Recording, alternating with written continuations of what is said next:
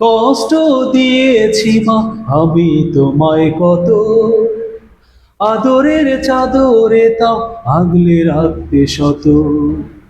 সে আমার মা, আদরিনী মা, সে আমার মা, স্নেহময়ী মা। আসসালামু আলাইকুম রহমতুল্লাহি ওয়া বারাকাতুহু।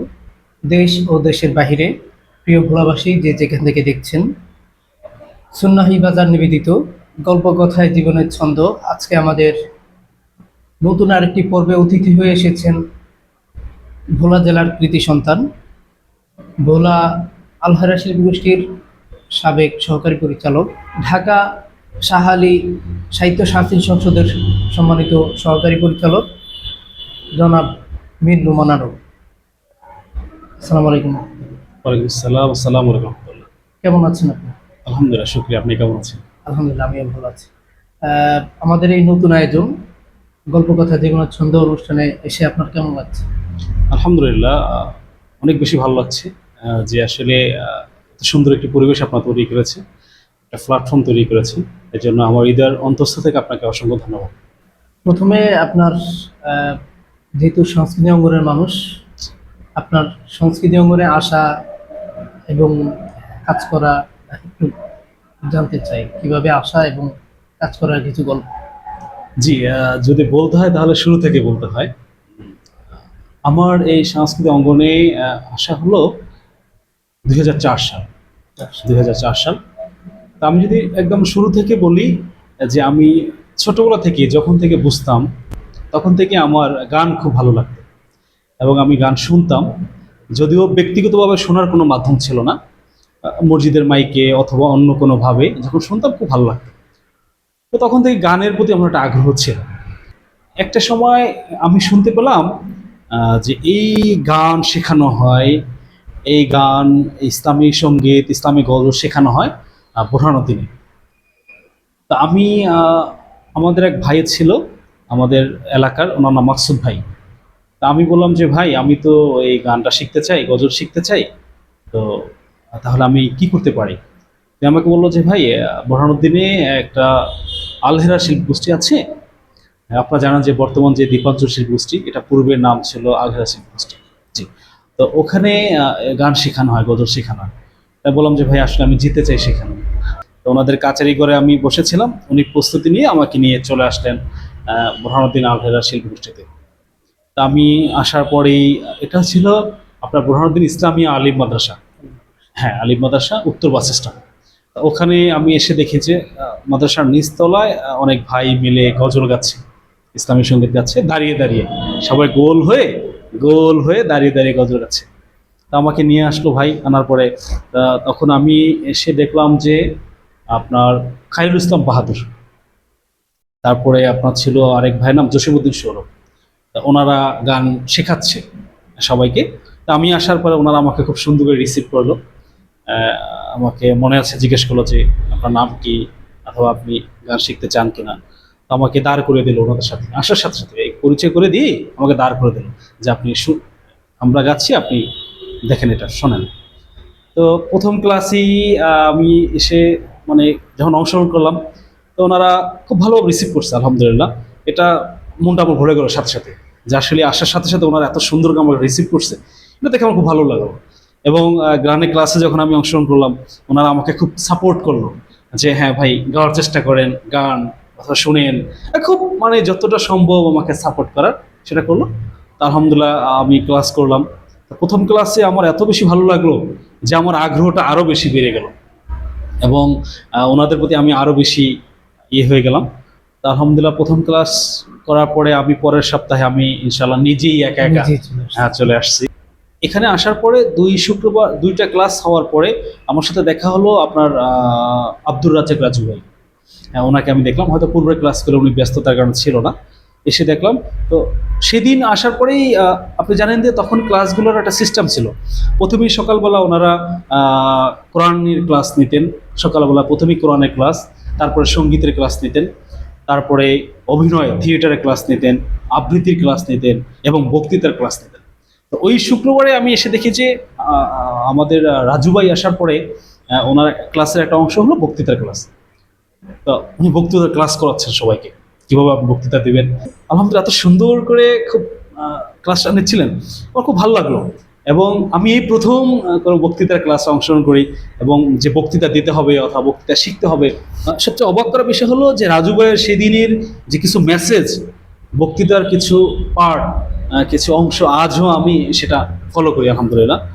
এবং ক্লাসগুলোতে আমি সবসময় চেষ্টা করতাম, মানে যদি একান্ত কোনো সমস্যা না হতো আমি কখনো কোনো ক্লাস মিস করতাম না। শুক্রবার দিন সকাল থেকে মুষলধারে বৃষ্টি, আমি একদম প্যান্ট ট্যান্ট গুছিয়ে ছাতাটা নিয়ে একদম জুতা টুতা হাতে নিয়ে আমি ক্লাসে এসে উপস্থিত, এসে দেখে কেউ নাই, এই ইসলামী আলিম মাদ্রাসা এতে কেউ নাই। আমার খুব মন খারাপ হলো। কিছুক্ষণ পরে দেখি যে এই প্যান্ট ট্যান একদম উপরে উঠিয়ে জসিম ভাই চলে আসছে। হ্যাঁ, আমি খুব অবাক হলাম যে না, একজন আসছে। উনি আমাকে অনেক বেশি ভালোবাসতেন এবং আমাকে শাসন করতেন। শাসনের একটা অংশ যদি আমি আপনাকে বলি, সেটা হলো যে আমি যখন আলহারাতে আসতাম, তো একদিন যে কোনো কারণেই হোক, যে কোনো কারণে আমার লেট হয়ে যায় ক্লাসে। এটা যদি আমার ইচ্ছায় ছিল না, অনিচ্ছাকৃত লেট হওয়ার কারণে ক্লাস ছিল 9টায়, আমি এসেছি 11টায়। 2 ঘন্টা ক্লাস আমি পাইনি, কিছুক্ষণ পরে ক্লাস শেষ হয়ে যাবে। তো আমি এসেছি, আসার পরে উনি আমাকে গেটে দাঁড় করিয়ে রাখলেন যে আপনি গেটে দাঁড়ান, লেট হলো কেন। আমি দাঁড়িয়ে আছি, উনি দেখলেন যে আসলে আমি চলে যাই কিনা। তা আমি তো চলে যাব না, আমি দাঁড়িয়েছিলাম। অনেকক্ষণ পরে উনি আমাকে বললেন যে ঠিক আছে ক্লাসে আসেন। আমি ক্লাসে আসলাম, অংশগ্রহণ করলাম। ক্লাস শেষ হওয়ার পরে আমাকে বলল যে আপনি যে আজকে লেট করেছেন এজন্য আপনার জরিমানা হবে। কি জরিমানা? আপনার পানিশমেন্ট হলো আপনি 3টা বাজে আবার আরেকটা ক্লাসে অংশগ্রহণ করবেন। তো আমি ভাবতাম, আমি মনে করেছিলাম যে মনে হয় আরেকটা ক্লাস হবে, ওই সেই ক্লাসে আমাকে অংশগ্রহণ করতে বলেছে। কোথায়? বললো যে মানিকারহাটে আপনার মুন্সিবাড়ির দরজা একটা কাচারি আছে, সেখানে চলে আসবেন। মানিকারহাটের পিছন সাইডে, আমার বাসা হলো রানীগঞ্জ। বললো যে মানিকারহাটে মুন্সিবাড়ির দরজায় একটা কাছারি ঘর আছে, সেখানে চলে আসবে, সেখানে ক্লাস হবে। অবশ্যই ক্লাস হবে। আমি বাসায় গিয়ে তাড়াতাড়ি করে নামাজ টামাজ পড়ে খাওয়া দাওয়া করে একদম প্রস্তুতি নিয়ে চলে আসছি। 3টার পূর্বেই আমি সেখানে উপস্থিত, সে কাছের ঘরে উপস্থিত হয়ে আমি আছি, কিন্তু জসিম ভাইকে দেখছি না। 5টার দিকে জসিম ভাই আসলো, সে দেখলো যে আমি বসে আছি সেখানে। তো আমি তো বললাম যে ভাই আমি তো ভাই 3টে এসেছি।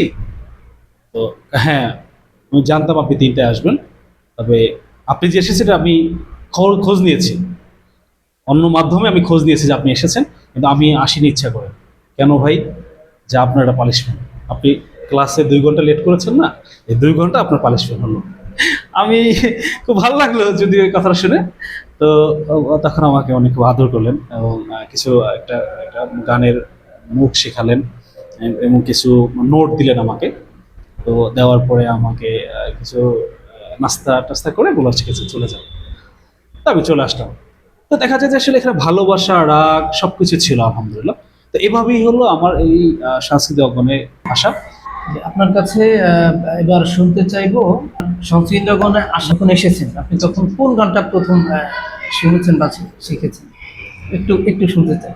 যে এটা তো আসলে অনেক আগের সময়। আমি যতটুকু মনে পড়ে, আমি যখন এখানে প্রথম আসি, তো এসে আমি দেখলাম যে ভাইয়েরা একটি দেশের গান গাচ্ছে।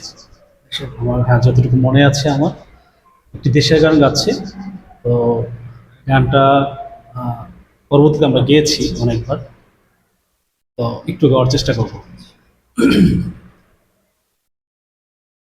আমায় এমন এক গায়ে নিয়ে চল, যেথা পাহাড়ি ঝরনারে ঢল। আমায় এমন এক গায়ে নিয়ে চল, যেথা পাহাড়ি ঝরনারে ঢল। কলো কলো ছলো ছলো রব তুলে, কলো কলো ছলো ছলো রব তুলে, নদী বয়ে চলে অবিরল। আমায় এমন এক গায়ে নিয়ে চল, যেথা পাহাড়ি ঝরনারে ঢল। আমায় এমন এক গায়ে নিয়ে চল। হে হে হে হে হে হে হে হে হে হে হে হে হে পাখিদের কলরবে প্রভাত আসে, সাজের আলোয় মেঘে শিশুরা হাসে, পাখিদের গানে গানে প্রভাত আসে, সাজের আলোয় মেঘে শিশুরা হাসে, দিনান্তে বলাকা উড়ে নিরে ফিরে যায়, দিনান্তে বলাকা উড়ে নিরে ফিরে যায়, সাদা বকনেদের দল আমায় এমন এক গায়ে নিয়ে চল, যেথা পাহাড়ি ঝরনারে ঢল, আমায় এমন এক গায়ে নিয়ে চল। এই ছিল সেই গানটা। আমরা প্রথম এসে আমি এই গানটাকে শুনছি। চমৎকার একটা গান। জি, আশা। এরপরে আপনি জানেন যে আমি সংস্কৃতি অঙ্গনে এসেছি 2004 সালে। আমি 4 থেকেই কন্টিনিউভাবে কাজ করতেছি। তো 4 সাল 5, 6, 7-এ এসে আপনি তো জানেন এখানে ক্রাত বিভাগ, সঙ্গীত বিভাগ, থিয়েটার বিভাগ, এরপরে আপনার আবৃত্তি বিভাগ, বক্তৃতা বিভাগ, অনেকগুলো অংশ পার্ট ছিল। তো 2007-এ এসে আমাকে এখানে থিয়েটারের দায়িত্ব দেওয়া হলো, সহকারী পরিচালকের দায়িত্ব 2007-এ প্রথম। তো তখন আমি থিয়েটারে কাজ করতাম আলহামদুলিল্লাহ। তো এবং আমরা বিভিন্ন স্টেজ পারফরমেন্স করতাম। আপনি জানবেন যে তখন আমাদের প্রচুর চাহিদা ছিল, আমরা সারা ভোলায় আমরা ঘুরে বেড়াতাম। মাহফিল আসলে তো কোনো কথাই নাই, প্রত্যেকটা মাহফিল আলহামদুলিল্লাহ আমাদের দাওয়াত থাকতো।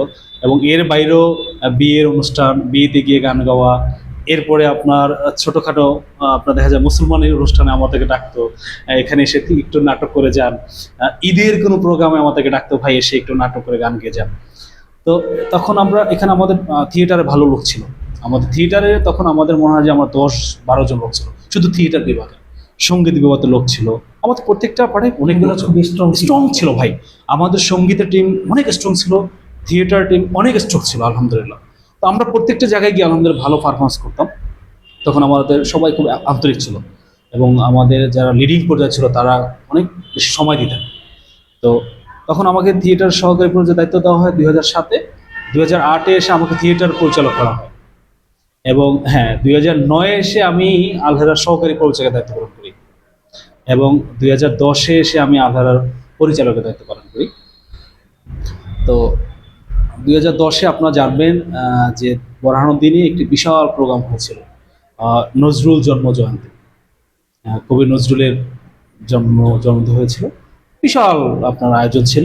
এটা উপজেলা অডিটোরিয়ামে হয়েছিল বিশাল। এখানে অনেক দেশ বরেণ্য যারা শিল্পী ছিল তারা এসেছেন, যারা ব্যক্তি ছিলেন তারা এসেছিলেন, সাংস্কৃতিক ব্যক্তিত্ব যারা ছিলেন তারা এসেছেন। খুব সুন্দর একটি প্রোগ্রাম হয়েছিল আলহামদুলিল্লাহ। এরপরে 2000 আপনার 11-তে আমাকে নিয়ে যাওয়া হয় ভোলাতে। হ্যাঁ 2011-তে আমাকে 11-তে ভোলায় নিয়ে যাওয়া হয়। 11-র এটা সম্ভবত মাঝামাঝি সময় আমাকে ভোলা নিয়ে যাওয়া হয়।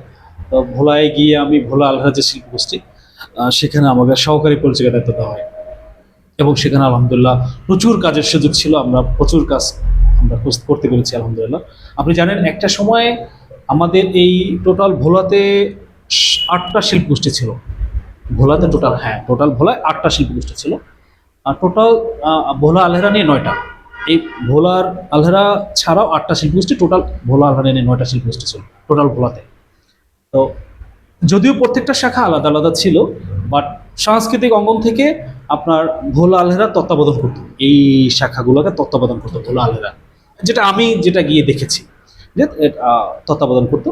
তো আমাদের তত্ত্বাবধায়ক একটা লিস্ট ছিল যে আলহেরাগুলো আমাদের যখন আমি ভোলাতে যাই তখন আমাদের ভোলায় পরিচালক ছিল সাইফুল আহমদ ইদ্রিস ভাই, উনি পরিচালক ছিল, আমি সহকারী পরিচালক ছিলাম।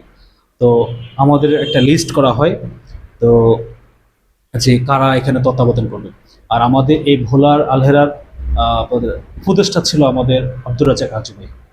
হ্যাঁ তখন তো আমরা লিস্টে আমার তত্ত্বাবধানে প্রায় 3টা গোষ্ঠী ছিল, প্রায় 3-4টা গোষ্ঠী ছিল আমার তত্ত্বাবধানে। বোরহানুদ্দিন আলহেরা, আপনার সেই মনপুরা, সেই চরপেশন, তারপর আপনার ভোলাতে আপনার ইলিশা জংশন একটা শিল্পগোষ্ঠী ছিল, এগুলো আমার তত্ত্বাবধানে ছিল। এর বাইরেও আমরা প্রচুর কাজ করার সুযোগ ছিল। আপনি জানেন যে আমরা প্রতিষ্ঠান কেন্দ্রিক আমরা ক্লাস নিতাম, আপনার হোসেনিয়া প্রি ক্যাডেট বলেন, তারপরে আপনার বাংলা বাজারে মাদ্রাসা ছিল, সেখানে আপনার সেই জংশন মাদ্রাসা, সেখানে আমরা ক্লাস নিতাম। আমাদের প্রচুর কাজ ছিল, কাজ করার সুযোগ ছিল, এবং আমরা প্রচুর কাজ করেছি আলহামদুলিল্লাহ। আমাদের দেখা যায় শুক্রবারের ক্লাস, শুক্রবার সকালে ক্লাস থাকতো, আবার বিকেলে ক্লাস। এর এর বাইরে অন্য অন্য ডেতে আমরা প্রতিষ্ঠানে গিয়ে ক্লাস নিতাম। প্রায় দেখা যায় সপ্তাহে 2-1 দিন হয়তো আমাদের অফ ছিল, এর বাইরে প্রতিদিন আমরা ক্লাস নিতাম বিভিন্ন প্রতিষ্ঠানে। প্রচুর কাজ করা হয়েছে আলহামদুলিল্লাহ। এরপরে 2011-এগারোতে আমি সেখানে কাজ করেছি। 2012-তে এসে আমি আপনার আমার পড়াশোনার জন্য আর কি, ব্যক্তিগত কারণ আর পড়াশোনা দুইটা মিলেই আমাকে ঢাকা চলে যেতে হয়, এবং আমি ঢাকায় গিয়ে সরকারি বাংলা কলেজে পড়াশোনা শুরু করি। এবং যেহেতু আমি সংস্কৃতি লালন করতেছি, সংস্কৃতির সাথে দীর্ঘদিন আছি, কাজ করতেছি, তো আমি তো আর সংস্কৃতির বাইরে থাকার কোনো সুযোগ নেই, থাকা সম্ভব না। তখন আমি আপনার যে সন্দীপন শিল্প গোষ্ঠী, আমি সেখানে কাজ শুরু করি। তো সেখানে কাজ শুরু করা হলো তাদের, আমি আপনার থিয়েটার বিভাগে মূলত আমি কাজ করতাম, বেশিরভাগে থিয়েটারে কাজ করতাম। এবং আপনি জানেন যে আমি ওখানে যাওয়ার পরে রমাদান একটা শর্ট ফিল্ম হয়েছিল, তাদের কয়েকটা শর্ট ফিল্ম হয়েছে, তার ভিতরে রমাদান শর্ট ফিল্মটা আমি অংশগ্রহণ করি, সেখানে আমি কাজ করি, যেটা পরিচালনা করছে হোসনে মোবারক সৌরভ পরিচালনা করেছেন। এরপরে আসলে তখন কাজের পরিধিটা একটু কম ছিল, যেহেতু ব্যক্তিগতভাবে সব মিলেই পড়াশোনা, তখন ওই জায়গায় গিয়ে একটু কাজের পরিধিটা আমাদের কম হয়, যদিও খারাপ লাগতো যে আরও বেশি কাজ করতে পারলে মনে হয় ভালো লাগতো, কাজ করা দরকার। এরপরে আমি আপনার সন্দীপনে কিছুদিন কাজ করার পরে আমাকে কাজ করতে হয়েছিল আপনার যে বাংলাদেশ কালচার একাডেমি, BCA, সেখানে কিছুদিন কাজ করি। তো দুঃখের বিষয় হলো যে সন্দীপনে যতটুকু কাজ করতে পেরেছি, BCA অংশ করে তখন আরও কাজের পরিধিটা কমে যায়। তো এটা নিজের কাছে খুব খারাপ লাগতো যে আসলে কাজের পরিধি আস্তে আস্তে কমে যাচ্ছে। আহ, খুব নিজেকে আর কি বুঝাতে পারতাম না যে আসলে আরো বেশি কাজ করা দরকার। তো আল্লাহর অশেষ রহমত আলহামদুলিল্লাহ, একটা সময় এসে, যে আমি যেখানে থাকি এটা হলো মিরপুর 1 নম্বর শাহালি থানা। তো আলহামদুলিল্লাহ শাহালি থানা, আমরা এখানে একটা শিল্পগোষ্ঠী তৈরি হয়, যেটা বলতে পারেন যে আমি যাওয়ার পরেই, আলহামদুলিল্লাহ আমি যাওয়ার পরেই এখানে আমরা আমাদের পূর্বে যে ভাইয়েরা ছিল তাদের সাথে সমন্বয় করে আমরা একটা শিল্পগোষ্ঠী আমাদের ওখানে এটা তৈরি হলাম। এটার নাম হলো শাহালি সাহিত্য সাংস্কৃতিক সংসদ। এখানে পূর্ব কাজ হয়েছে, বাট দীর্ঘদিন এখানে কাজ নেই। তো আলহামদুলিল্লাহ আমি ওখানে যাওয়ার পরে এবং আমাদের যারা ভাইয়েরা ছিল আমরা সমন্বয় করে আবার এটাকে শুরু করি আলহামদুলিল্লাহ। হ্যাঁ, শাহালি সাহিত্য সাংস্কৃতিক সংসদ, এবং সেখানে আমি সহকারী পরিচালকের দায়িত্ব পালন করি আলহামদুলিল্লাহ। এরপরে কাজের পরিধিটা আবার আমি বৃদ্ধি করতে পেরেছি, এবং আলহামদুলিল্লাহ কাজগুলো আবার কাজ করার সুযোগ হচ্ছে।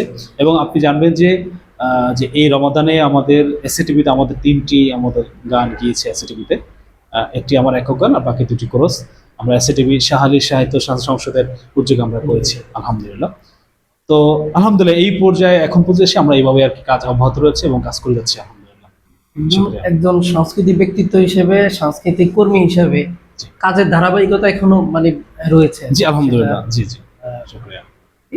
যতটুকু জানলাম আপনার সংস্কৃতি অঙ্গনে আসা থেকে শুরু করে এখনো চলমান, এর মধ্যে আপনার কোনো সিদ্ধান্ত আছে যেটা আপনাকে এখনো আপনার মনে হইতেছে যে এই সিদ্ধান্তটা না নিলেও হইতো, বা পরবর্তীতে নিলেও হইতো, এরকম কোনো সিদ্ধান্ত আছে যে যেটার জন্য আপনি এখনো ফিল করেন যে এটা আসলে ভুল সিদ্ধান্ত ছিল? জি আছে, অবশ্যই আছে, অবশ্যই আছে, এবং আমি ফিল করি, এবং আমি কাজ করতে গেলে এটা আমাকে অনেক বেশি আহ, আমাকে নাড়া দেয়। সেটা হলো, আপনি জানেন যে আমি যখন ভোলায় কাজ করি, ভোলা আলহাতে আমি যখন কাজ করি, তো তখন তো আলহামদুলিল্লাহ সেখানে প্রচুর কাজের সুযোগ ছিল এবং কাজ করেছি আলহামদুলিল্লাহ যথেষ্ট। তো তখন আমার ইন্টারমিডিয়েট পড়াশোনা শেষ, আমার রেজাল্ট হয়েছে, আমি অনার্সে ভর্তি হব, এই সময়টা কিন্তু আমি ভোলাতে আমি কাজ করি তখন। তো আমার কিন্তু পূর্ব প্রস্তুতি সবকিছুই ফাইনাল ছিল যে আমি পড়াশোনা ভোলা সরকারি কলেজে পড়াশোনা করব, এবং সেখানে ফর্ম তুলব এবং সেখানে পড়াশোনা করবো আল্লাহ যদি চায়। তো এর পূর্বেই যে আমার সাথে একটা ঘটনা ঘটে, সেটা হলো যে আমার বাবা অসুস্থ হয়েছে হঠাৎ করে, এবং অসুস্থতা এরকম যে উনি ক্যান্সার আক্রান্ত হয়, এবং আমি আমার বাবার বড় সন্তান, এবং আমরা মধ্যবিত্ত ফ্যামিলির সন্তান। সেটা হওয়ার কারণে অনেক বেশি আমাদের একটা বাধ্যবাধকতা ছিল, এবং আমাদের একটা নির্দিষ্ট ইয়ের ভিতরে আমাকে চলতে হতো। তো আমি আমার কিন্তু সর্বোপরি ডিসিশন ছিল আমি ভোলা সরকারি কলেজে পড়াশোনা করবো, সেখানে পড়াশোনা করব। তো একটা সময় এসে আমার বাবা অসুস্থ হওয়ার পরে যেটা আমি দেখলাম যে আসলে আমার জন্য প্রত্যেকটা সময় একটু চ্যালেঞ্জিং হয়ে যাচ্ছে। যে সময়টা আমার কাছে সামনে আসতেছে একটু চ্যালেঞ্জিং হয়ে যাচ্ছে। তো দেখেন, সাংস্কৃতিক যারা সাংস্কৃতিক কাজ করে, চ্যালেঞ্জ অবশ্যই থাকবে, কিন্তু তাদের কাজ করার জন্য কিন্তু একটা ফ্রেশ মন অথবা ফ্রেশ মাইন্ড Mind দরকার আছে। দরকার আছে। এছাড়া কিন্তু আসলে এখানে কাজ করাটা একটু চ্যালেঞ্জিং। হ্যাঁ, আপনাকে স্ট্রাগল করতে হবে, তবে সেটার একটা লিমিট আছে কিন্তু। তো আমি একটা সময় এসে দেখলাম যে এটা আমার জন্য প্রতিটা সময় আমার জন্য খুব চ্যালেঞ্জ হয়ে যাচ্ছে। এবং আপনি জানেন যে আমার বাবাকে নিয়ে আমি প্রত্যেক সপ্তাহে আমাকে ঢাকায় যেতে হতো। প্রত্যেক সপ্তাহে আমাকে ঢাকা যেতে হতো ওনাকে ডাক্তার দেখানোর জন্য, যেহেতু উনি ক্যান্সারে আক্রান্ত একজন রোগী, আমি বড় সন্তান। তো আমাকে ঢাকা যেতে হতো, এবং এই ঢাকা যাওয়া, এরপর ওনাকে সময় দেওয়া, আমার পড়াশোনার সময়, এরপর সংস্কৃতি আমার সময়, হঠাৎ করে আমার ভিতরে আমার জন্য একটা কঠিন একটা চ্যালেঞ্জ হয়ে গেছে। তো আমি এরপরে, যেহেতু আমরা মধ্যবিত্ত ফ্যামিলির সন্তান, আর্থিক একটা ব্যাপার আছে, সব মিলে আমি হঠাৎ করে দেখলাম যে এটা আমাকে মনে হয় এখন অন্য কোনো ডিসিশন নিতে হবে। আমি আমার যে বড় ভাই ছিল যারা সংস্কৃতি অঙ্গনের, তাদের সাথে আমি পরামর্শ করলাম যে ভাই আমার এখন কি করার। তো আমি আমার কয়েকজন ভাইয়ের সাথে পরামর্শ করলাম, এর ভিতরে আমাকে দুজন ভাই বললো যে ভাই, যেহেতু এটা এখন চ্যালেঞ্জিং বাস্তবতা, তাহলে আপনি কি করতে চান? আমি বললাম যে আমি যদি ঢাকায় এখন চলে যাই, তাহলে আমি পড়াশোনার আমার কন্টিনিউ হয়, আর এই দিক থেকে আমি বাবাকেও আমি একটু সাপোর্ট দিতে পারলাম, আর আমি নিজেকে একটু আস্তে আস্তে করতে পারলাম। যেহেতু আপনি জানেন যে আমি মধ্যবিত্ত ফ্যামিলির সন্তান, আবার ফ্যামিলির বড়, এরপরে সব কিছু মিলেই একটা অবস্থানের ভিতরে যাচ্ছে না, তখন আমাকে ডিসিশন নিতে আমি বাধ্য হই যে আসলে আমাকে ঢাকায় চলে যেতে হবে। তো এরপরে আমি, হয়তো এই বিষয়টা অনেকেই জানে না যে আমি কেন হঠাৎ করে ঢাকায় চলে গেলাম, অথবা ঢাকায় পড়াশোনা করতে চলে গেলাম হঠাৎ করে। এটা আসলেই হঠাৎ করে না, আমি এটা দীর্ঘদিন এই চ্যালেঞ্জের মোকাবেলা করার পরেই তখন আমি সিদ্ধান্তে বাধ্য হই যে আমাকে ঢাকায় চলে যেতে হবে, এবং সেখানে গিয়ে আমাকে সব কিছুর একটা সমন্বয় আমাকে নিজেকে তৈরি করতে হবে। হ্যাঁ, তো সেই কারণেই আমি পরবর্তীতে সরকারি বাংলা কলেজ, যেটা, সেখানে ফর্ম তুলি, ভর্তি পরীক্ষা দিই আমি, এবং সেখানে ভর্তি হই। হওয়ার পরে তো আমাকে সেখানে চলে যেতে হয়। তো এই সময় এসে আমাকে, অথবা পরবর্তী সময়গুলোতে আমাকে খুব বেশি নাড়া দিত যে যদি আমি তখন ঢাকায় না গিয়ে ভোলাতেই আমি পড়াশোনা করতাম, তাহলে সংস্কৃতি অঙ্গনে আরও বেশি কাজ করার সুযোগ পেতাম, আরও বেশি কাজ করতাম, নিজেকে আরেকটু হয়তো ডেভেলপ করতে পারতাম এই সংস্কৃতি অঙ্গনে, অথবা আমার মাধ্যমে কিছুটা হলেও সংস্কৃতি অঙ্গনে আরেকটু কাজ হতো আলহামদুলিল্লাহ। তো সব মিলেই আমি যখনই কাজ করতে যাই, আমাকে এই বিষয়টা খুব বেশি নাড়া দেয়, এবং আমাকে এই বিষয়টা খুব বেশি সবসময় আমাকে এটা নাড়া দেয়। এই বিষয়টা আমার একটা সিদ্ধান্তের বাইরে ছিল আর কি। সময়ের চাহিদা অনুযায়ী, সময়ের কারণে, সময়ের পরিপ্রেক্ষিতে আপনার সিদ্ধান্ত নিতে হয়েছে। জি জি জি সে বিষয়টা এখন আর আপনার হয়তো বা হাতে ছিল না। জি জি জি এতক্ষণ তো কথা শুনলাম, জি অনেক কথাই হলো। এবার একটু একটা গান শুনতে চাই। জি অবশ্যই।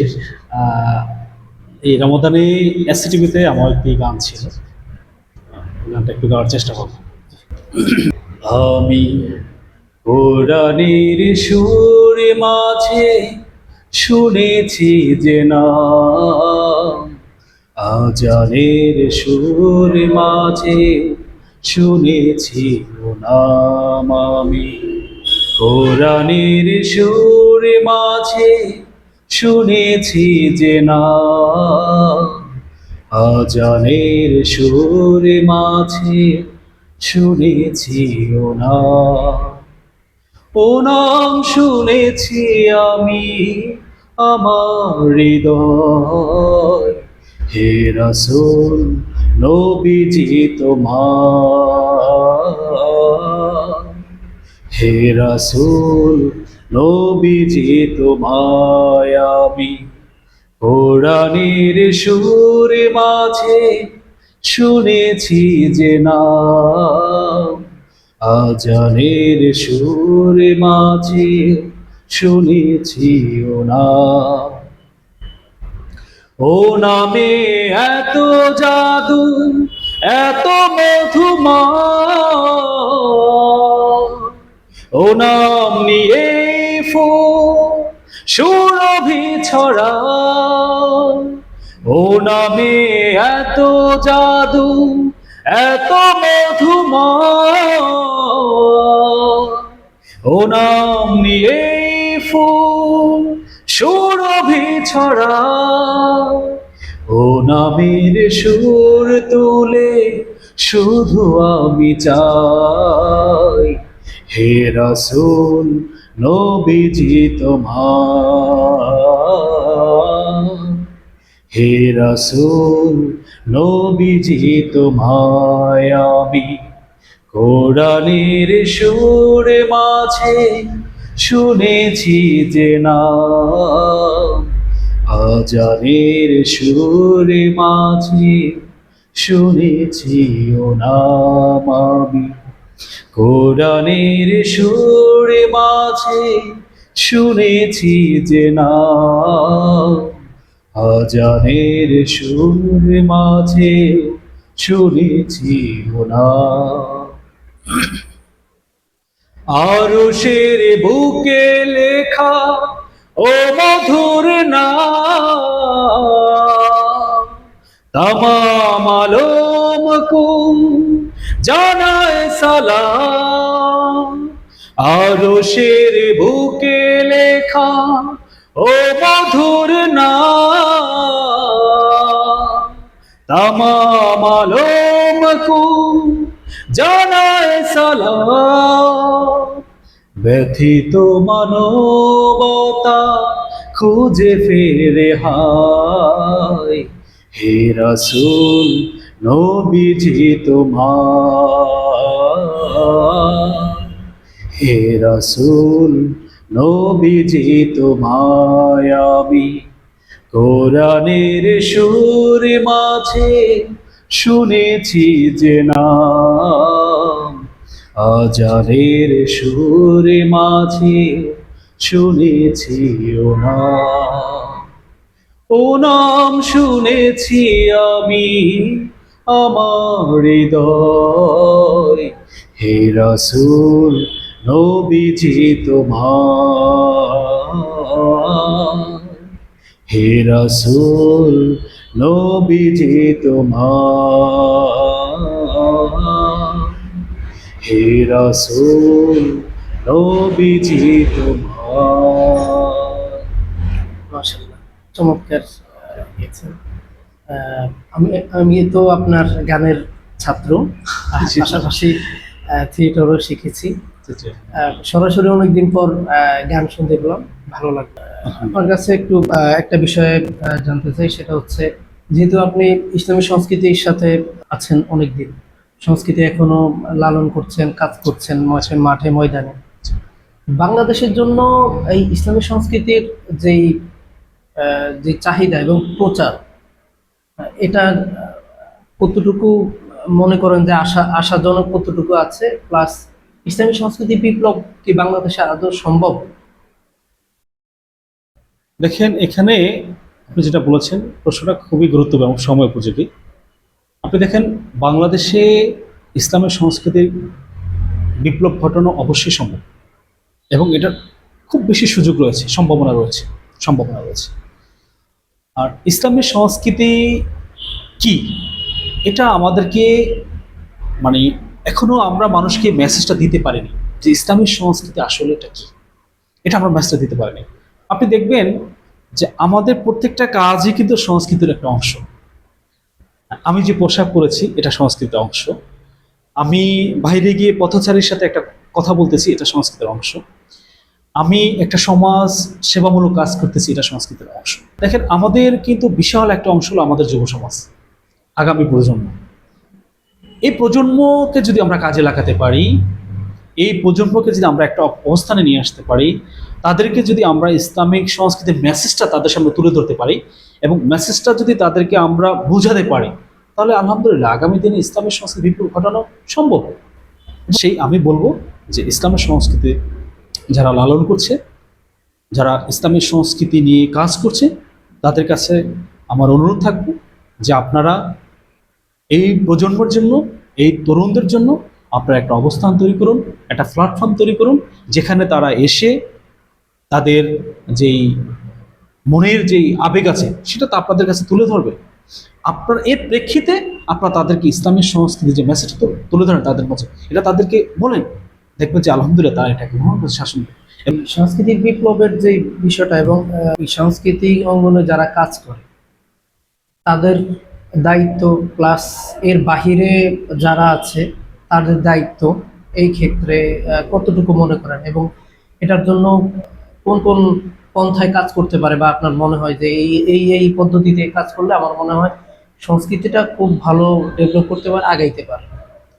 জি, এই বিষয়টা হলো, দেখেন যে একজন শিক্ষকের কাজ কি ভাই? ছাত্রদেরকে পড়াশোনা করা। এখন শিক্ষকের মূল পেশা কিন্তু শিক্ষকতা। তার টার্গেট যে আমার এই ছাত্রদেরকে আমাকে পড়াশোনা করতে হবে, তাদের ভালো রেজাল্ট করার জন্য, ভালো মানুষ করার জন্য যা যা করা আমাকে তাই করতে হবে। দেখেন সংস্কৃতি কিন্তু তেমনই একটা পার্ট, একটা অংশ। এখানে আপনার যারা সংস্কৃতির ব্যক্তিত্ব আছে তাদেরকে সেই শিক্ষকের ভূমিকা পালন করতে হবে। তাদের এটা পেশা, এটা তাদেরকে পেশা হিসেবে নিতে হবে যে হ্যাঁ আমার কাজ, আমার লক্ষ্য যে এই সমাজের যারা অবহেলিত, যারা ভুল পথে চলে গেছে, যারা এখনো ইসলামের সংস্কৃতি বুঝতেছে না, যারা অন্যায় মিশে গেছে, তাদেরকে এই সংস্কৃতি বোঝানো, তাদেরকে একটা জায়গায় নিয়ে এসে তাদের মূল মেসেজটা তাদেরকে তুলে ধরা। এখন এই কাজটা করার জন্য কিন্তু ভাই আপনাকে সেই এটাকে পেশা হিসেবে গ্রহণ করতে হবে, এটাকে পেশা হিসেবে গ্রহণ করতে হবে, এবং একটা প্ল্যাটফর্ম আপনাকে তৈরি করতে হবে যেখানে আপনি তাদেরকে আনবেন, এখানে নিয়ে আনবেন। এবং আমি পূর্বে বলেছিলাম যে তাদেরকে এই জায়গায় এনে সেভাবে তুলে ধরতে হবে আপনাকে। এখন দেখেন আমি ব্যক্তিগতভাবে আমার মূল পেশা কিন্তু বিজনেস, আমি বিজনেস করতেছি, এর বাইরে আমি সংস্কৃতি চর্চা করতেছি, এটা কিন্তু আমার একটা পার্ট। আমার মূল পেশা কিন্তু বিজনেস। তো দেখেন আমি কিন্তু বিজনেসের বাইরে গিয়ে আমাকে সময় বের করে আমাকে সংস্কৃতি চর্চা করতে হচ্ছে। তো আমি যদি এইভাবে কাজ করি তাহলে আমার মাধ্যমে কিন্তু ওই কাজগুলো করা সম্ভব না। এই সমাজের যারা আজকে অন্যায় পথে চলে গেছে এদেরকে ধরে এনে খুঁজে এনে তাদেরকে নার্সিং করে একটা অবস্থানে নেওয়া, এটা আমার পক্ষে চ্যালেঞ্জ হয়ে যাবে। কিন্তু আজকে যদি আমি সংস্কৃতিটা এবং এটা যদি আমার পেশা হতো, এটাকে আমি যদি আমার মূল লক্ষ্য আমি মনে করতাম, তাহলে এটা আমার পক্ষে সম্ভব ছিল না। তখন আমার মূল টার্গেট এটাই যে আমাকে এই কাজটা করতে হবে। আমি বলবো যে আমাদের যারা আজকে সমাজের দায়িত্বে আছে, সমাজের যারা গুরুত্বপূর্ণ ব্যক্তি, তারা যদি এই বিষয়টাকে গুরুত্ব সহকারে দেখে যে হ্যাঁ এই লোকদেরকে আমরা এখানে সেট করতে হবে, এই ভাইদেরকে আমাদের এখানে সেট করতে হবে, তাদের কাজ হবে এটা, তাদের কাজ হবে এটা, এটার জন্য তাদেরকে যেই পরিমাণে সাপোর্ট যতটুকু দেওয়া তাদেরকে আমার দিতে হবে। তাদেরকে আমাকে সাপোর্ট দিয়ে তাকে এই জায়গায় তাকে রাখতে হবে আমাকে, যে ভাই আপনার কাজ এটা, আপনাকে এটা করতে হবে। এই জন্য তাকে যে সাপোর্টটা দেওয়ার আমাকে তাকে দিতে হবে।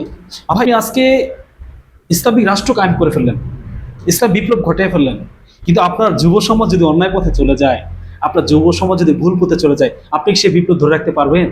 আপনি টিকিয়ে রাখতে পারবেন? কোশ্চিনকালও পারবেন না, কোশ্চিনকালও পারবেন না। সেই জন্য আপনাকে কি করতে হবে? সেই ওই যুব সমাজকে আপনার তৈরি করার জন্য যে লোক লাগবে, যে জনবল লাগবে, তাদেরকে তৈরি করতে হবে। আপনি দেখেন যে আমরা বলবো যে আপনি ভাই আপনি ইসলামিক প্রোগ্রাম দেখেন, ইসলামিক গজল দেখেন, ইসলামিক গাল দেখেন, ইসলামিক অনুষ্ঠান দেখেন, এই দেখার জন্য কিন্তু আমাকে সেই প্ল্যাটফর্ম তৈরি করতে হবে। এখন যদি আপনি দেখেন বাংলাদেশে কয়টা ইসলামিক টিভি আছে আমাকে বলেন? আছে? ইসলামিক টিভি নাই, বর্তমান সময়ে নেই। তাহলে আমাকে কি করতে হবে? ইসলামিক টিভি তৈরি করতে হলো তারা ব্যতিক্রম ধর্মী প্রোগ্রাম। এই ব্যতিক্রম প্রোগ্রাম দেখার পর আপনি তখন তাকে বলবেন যে আপনি ইসলামিক সংস্কৃতির মেসেজ দিবেন, তখন এটাকে সে স্বাভাবিক নেবে না। এই জন্য আপনাকে কি করতে হবে? সেই প্ল্যাটফর্ম তৈরি করতে হবে, সেই অবস্থান তৈরি করতে হবে। পরবর্তীতে আপনি যখন তাকে ডেকে এনে এই ইসলামিক সংস্কৃতির মেসেজ তুলে দেবেন, তখন এটা তার ভিতরে একটা কাজ করা শুরু করবে। কিন্তু এই জন্য আমাদেরকে কি করা উচিত? আমাদেরকে এই যারা ইসলামিক সংস্কৃতি নিয়ে কাজ করে যারা আছেন তাদেরকে আমাদের নার্সিং করা উচিত, তাদের খেয়াল করা উচিত। আমি দেখেছি ব্যক্তি জীবনে ভাই আমাদের এই সংস্কৃতি অনেক ভাই যাদের আল্লাহ অনেক তাদেরকে মেধা দিয়েছেন, অনেক প্রতিভা দিয়েছেন, তাদের কাজ করার যথেষ্ট আগ্রহ, এই সমাজ নিয়ে তারা ভাবে, এই রাষ্ট্র নিয়ে তারা ভাবে, এই জাতিকে নিয়ে তারা ভাবে, কিন্তু আফসোসের বিষয় হলো আমরা তাদেরকে সেই মূল্যায়ন করতে পারি না। দেখেন দিন শেষে কিন্তু আমাদের সকলেরই আমাদের পরিবার রয়েছে, আমাদের কিছু চাহিদা রয়েছে, আমাদের কিন্তু বাধ্যবাধকতা রয়েছে। তো দেখেন সেখানে কিন্তু আমরা হেরে যাচ্ছি। এই এত আগ্রহ থাকার পরেও, এত ইচ্ছা থাকার পরেও কিন্তু আমরা এই ভাইদেরকে আমরা আমরা হারিয়ে ফেলতেছি। কেন? আমরা তাদেরকে সেই সাপোর্ট দিতে পারতেছি না। আমার খুব আফসোস হয় মাঝে মাঝে যে আমরা যদি এই ভাইদেরকে সাপোর্ট দিতে পারতাম, তাদেরকে একটা অবস্থানে আমরা দাঁড় করে দিতে পারতাম, তাহলে তাদের কাছ থেকে এই সমাজ অনেক বেশি উপকৃত হতো, এই রাষ্ট্র অনেক বেশি উপকৃত হতো, এই সমাজ, আগামী প্রজন্ম অনেক বেশি উপকৃত হতে পারত। কিন্তু আমরা সেটা পারছি না। আমার অনুরোধ থাকবে, যারা সমাজের সমাজকর্মী রয়েছে, যারা সমাজের নেতৃত্ব দিচ্ছে, তারা যেন এই বিষয়গুলো মাথায় রাখেন এবং এই যাদের প্রতিভা রয়েছে তাদেরকে যেন নার্সিং করেন এবং তাদেরকে একটা অবস্থান তৈরি করে দেওয়া হোক, যাতে করে তারা এই অবস্থানগুলো, এই কাজগুলো করে যেতে পারে। আপনি দেখেন যে আপনি যখন দেখতেছেন আপনার প্রচুর কাজ করার আগ্রহ রয়েছে, ইচ্ছা রয়েছে, আপনি কাজ করতে চাচ্ছেন এই সমাজের জন্য, এই রাষ্ট্রের জন্য, কিন্তু আপনি দেখতেছেন আপনার একজন বড় ভাই, আপনার একজন ওস্তাদ, যিনি এই সংস্কৃতি নিয়ে যুদ্ধ করেছেন, লড়াই করেছেন, সংগ্রাম করেছেন, কাজ করেছেন, কিন্তু ব্যক্তি জীবনে এসে সে খুব চ্যালেঞ্জের মুখোমুখি হয়ে যাচ্ছে, বাস্তব জীবনে এসে সে চ্যালেঞ্জের মুখোমুখি হয়ে যাচ্ছে।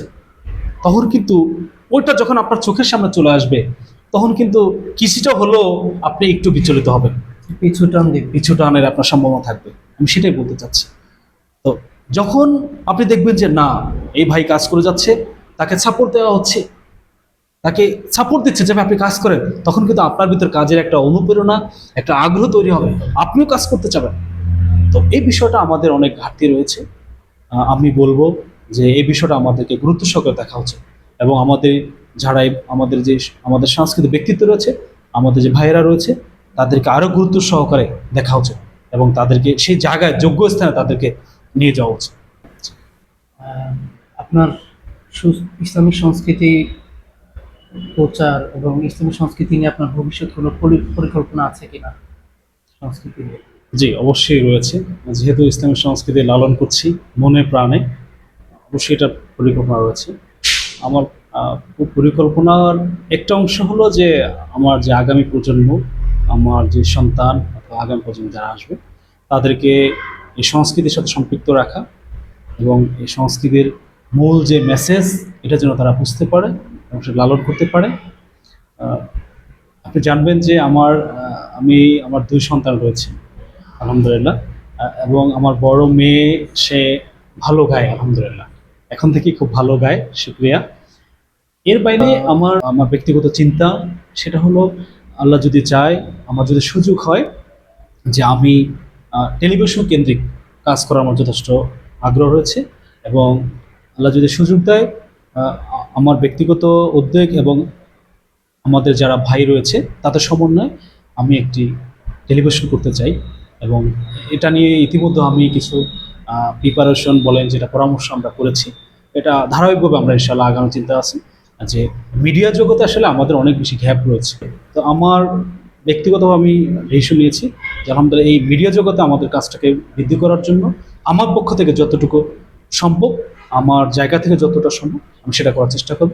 সেই জায়গা থেকে আমার টার্গেট হলো আগামী দিনে আমি একটা টেলিভিশন করার জন্য যা দরকার এবং পূর্বের যে প্রস্তুতি, সেটা আমি নেওয়ার জন্য এখন থেকে পরামর্শ করছি। যে উদ্যোগ নিয়েছেন আল্লাহ কবুল করে। আমিন। এতক্ষণ তো আমরা সংস্কৃতি নিয়ে বিভিন্ন কথাবার্তা বললাম, ভবিষ্যৎ পরিকল্পনা জানলাম।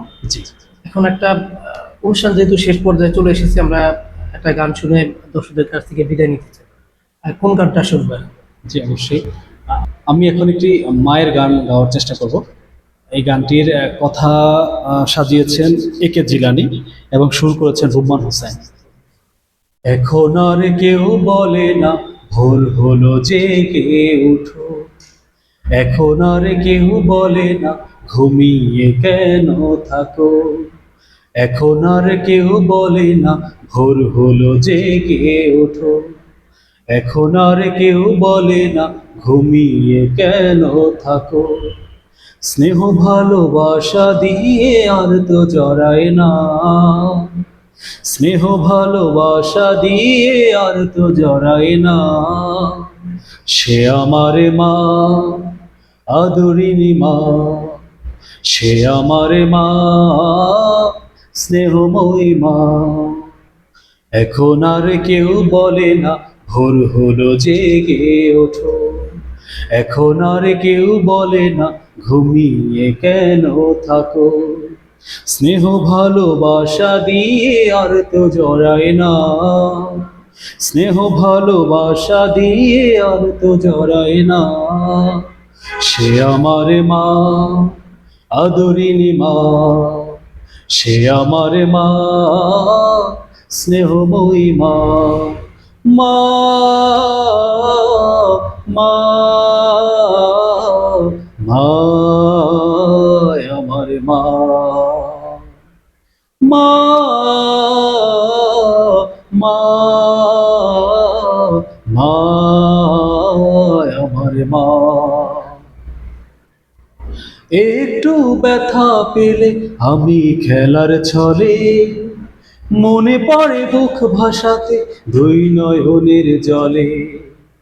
একটু ব্যথা পেলে আমি খেলার ছলে মনে পড়ে বুক ভাষাতে দুই নয়নের জলে।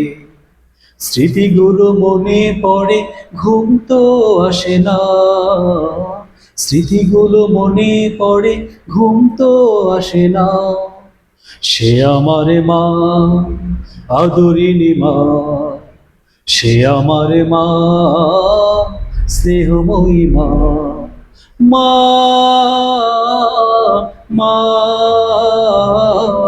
মা, আমার মা। মা, মা, মা, আমার মা। এখন আর কেউ বলে না ভোর হলো জেগে ওঠো, এখন আর কেউ বলে না ঘুমিয়ে কেন থাকো। স্নেহ ভালোবাসা দিয়ে আর তো জড়ায় না, স্নেহ ভালোবাসা দিয়ে আর তো জড়ায় না। সে আমার মা, আদরিনী মা, সে আমার মা, স্নেহময়ী মা।